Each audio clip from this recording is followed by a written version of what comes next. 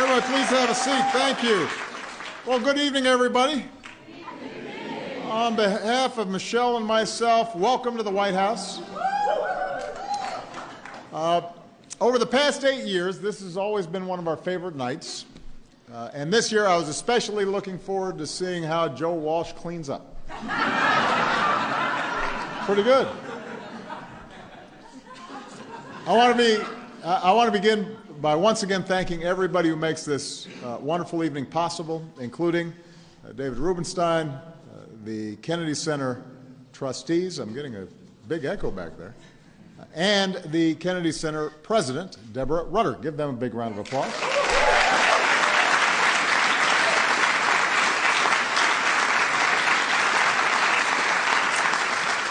We have some outstanding members of Congress here tonight, and we are honored also to have Vicki Kennedy and 3 of President Kennedy's grandchildren with us here, Rose, Tatiana, and Jack. Hey.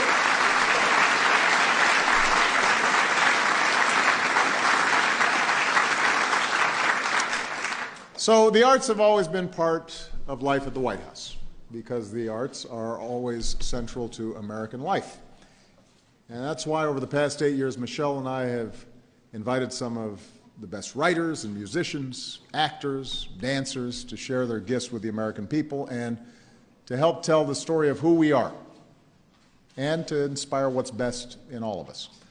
Along the way, we've enjoyed some unbelievable performances. This is one of the perks of the job that I will miss. Thanks to Michelle's efforts, we've brought the arts to more young people, from hosting workshops where they learn firsthand from accomplished artists to bringing Hamilton to students who wouldn't normally get a ticket to Broadway. And on behalf of all of us, I want to say thanks to my wife for having done such a tremendous job.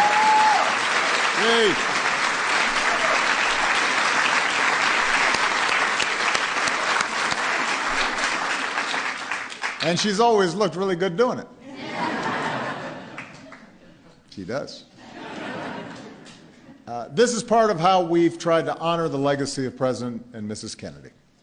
They understood just how vital art is to our democracy, that we need song and cinema and paintings and performance to help us challenge our assumptions, to question the way things are, and maybe inspire us to think about how things might be. The arts help us celebrate our triumphs, but also holds up a mirror to our flaws. And all of that deepens our understanding of the human condition. It helps us to see ourselves in each other. It helps to bind us together as a people. As President Kennedy once said, in serving his vision of the truth, the artist best serves his nation. Tonight we honor 5 amazing artists who've dedicated their lives to telling their truth and helping us to see our own. At 8 years old, Mavis Staples climbed onto a chair in church, leaned into the microphone, raised her eyes upwards, and belted out the gospel. When people heard that deep old soul coming out of that little girl, they wept, which understandably concerned her, but her mother told her, Mavis, they're happy. Your singing makes them cry happy tears. It was those early appearances on the south side of Chicago. South side.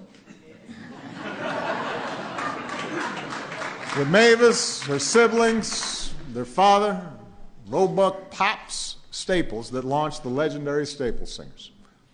Theirs was gospel with just a touch of country, a twist of the blues, a little bit of funk. There was a little bit of sin with the salvation. And driven by Pop's reverb guitar, Mavis's powerhouse vocals, and the harmonies that only family can make, the Staples Singers broke new ground with songs like Uncloudy Day. They had some truth to tell, inspired by Dr. King. Pops would tell his kids, if he can preach it, we can sing it. And so they wrote anthems like Freedom Highway and When Will We Be Paid, which became the soundtrack of the civil rights movement.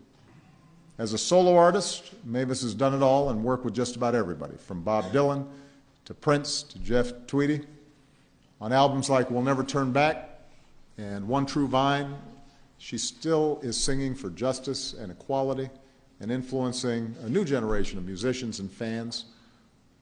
And each soulful note, even in heartbreak and even in despair, is grounded in faith and in hope and the belief that there are better days yet to come. These aren't just songs I'm singing to be moving my lips, she says. I mean this. And we mean it too. 6 decades on, nobody makes us feel the weight like Mavis Staples. Give her a big round of applause.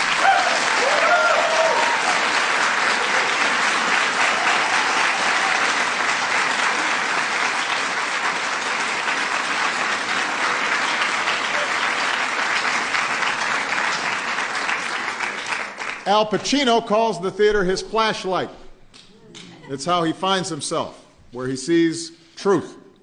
And since Al first hit Broadway in 1969, his singular talent has been the gold standard for acting.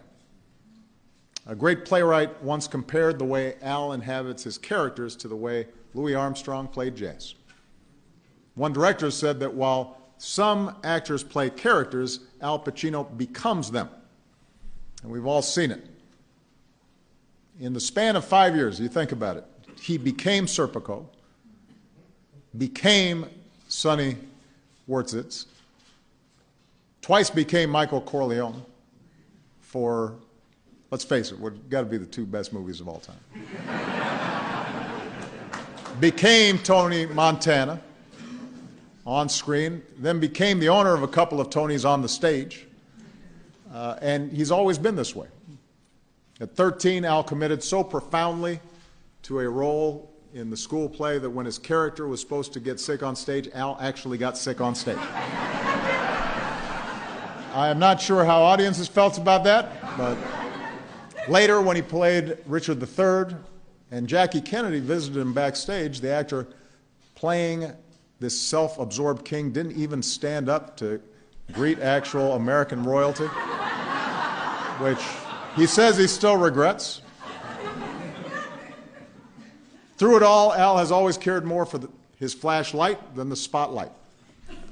He says he's still getting used to the idea of being an icon, but his gift, for all the inspiration and intensity that he brings to his roles, is that he lets us into what his characters are feeling. And for that, we are extraordinarily grateful. Al Pacino.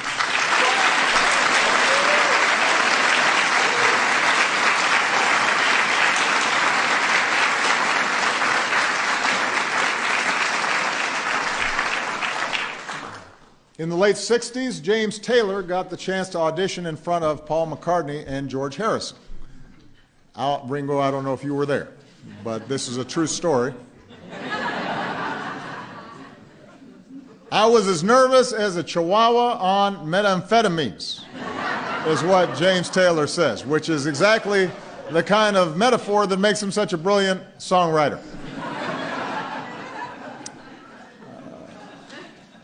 But if James has a defining gift, it is empathy. It's why he's been such a great friend to Michelle and myself. We're so grateful to him and Kim for their friendship over the years. It's why everybody from Carole King to Garth Brooks to Taylor Swift collaborates with him. It's what makes him among the most prolific and admired musicians of our time. In fact, James recently went through all his songs and kept coming across the same stories, songs about fathers and traffic jams, love songs, recovery songs. I really love this phrase, hymns for agnostics. He says that in making music, there is the idea of comforting yourself. There's also the idea of taking something that's untenable and internal and communicating it. And that's why it feels like James is singing only to you when he sings. It feels like he's singing about your life.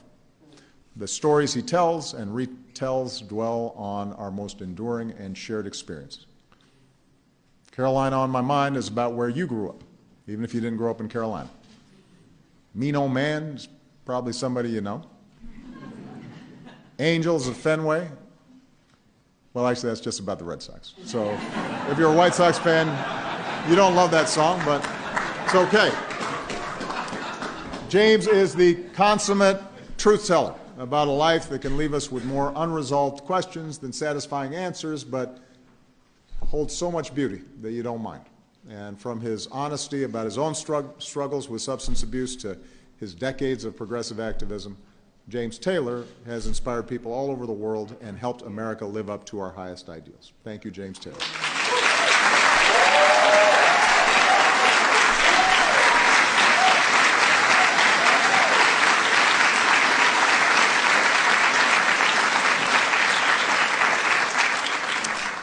Without a preschool rivalry, we might not be honoring Martha Argerich. The story goes that when Martha was 2 years old, a little boy taunted her, saying, "I'll bet you can't play the piano." So she sat down at the keys, remembered a piece her teacher had played, and played it flawlessly. By 8 years old, she had made her concert debut. By the time she was a teenager, she left her native Argentina to study in Vienna and won 2 major international competitions, launching one of the most storied and influential careers in classical music. That little boy lost his bet. Martha combines unparalleled technical prowess with passion and glittering musicianship. From Bach to Schumann, she doesn't just play the piano, she possesses it.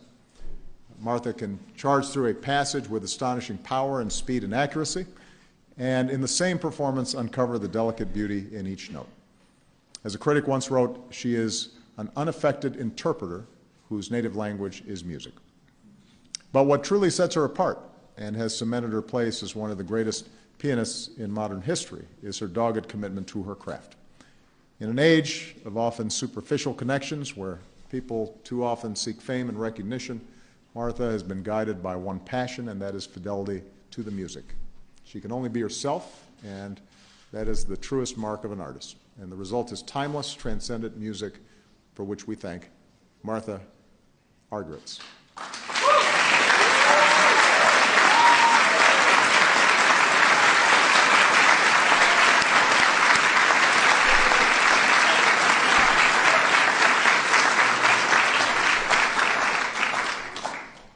And finally, there have been some interesting things said about this next group, including being called one of rock's most contentiously dysfunctional families. So yeah, it was unlikely that they'd ever get back together and that they'd call their reunion tour "Hell Freezes Over." I love that.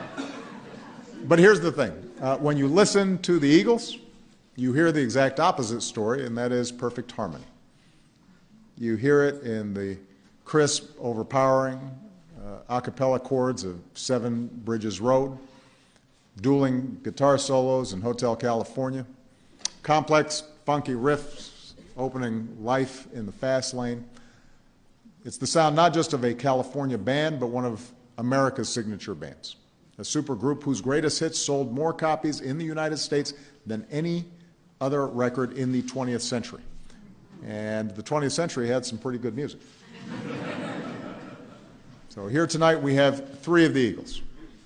Don Henley, the meticulous, introspective songwriter with an unmistakable voice that soars above his drum set.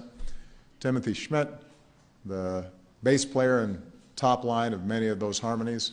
And Joe Walsh, who's as rowdy with a guitar lick as I'm told he once was in a hotel room.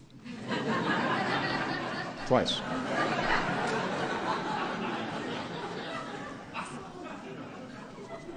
This is the White House, though. And Michelle and I are about to leave. As I've said before, we want to get our security deposit back.